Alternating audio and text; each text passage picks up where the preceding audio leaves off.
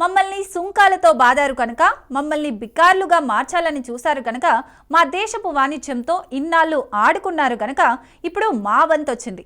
ఆడుకోవడం మొదలు పెడితే మాకంటే ఎవ్వరూ బాగా ఆడలేరు అని అమెరికా పెద్ద కుర్చీ ఎక్కగానే ప్రతీకార విషయం కక్కేశారు డొనాల్డ్ ట్రంప్. తమ దేశానికి ఎగుమతయ్యే విదేశీ వస్తువుల మీద సుంకాల బెత్తంతో బాధేశారు. ఇంతకింత అనుభవించండి అంటూ ప్రపంచ దేశాలన్నింటికీ పెద్ద రిటర్న్ గిఫ్టే ఇచ్చి పడేశారు డొనాల్డ్ ట్రంప్.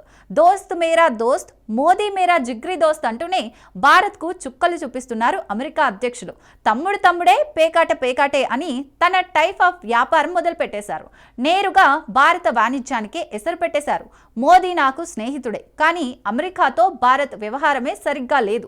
పైగా వాణిజ్యంలో శత్రువు కంటే స్నేహితుడు ప్రమాదకరం అంటూ సూక్తులు చెప్తున్నారు. టోటల్గా ట్రంప్ మోగించిన 26% సుంకాల మోత భారత్ ఎక్స్పోర్ట్స్ బిజినెస్ ని ఓ రేంజ్ లో డిస్టర్బ్ చేయబోతుందంటున్నారు ఆర్థిక నిపుణులు.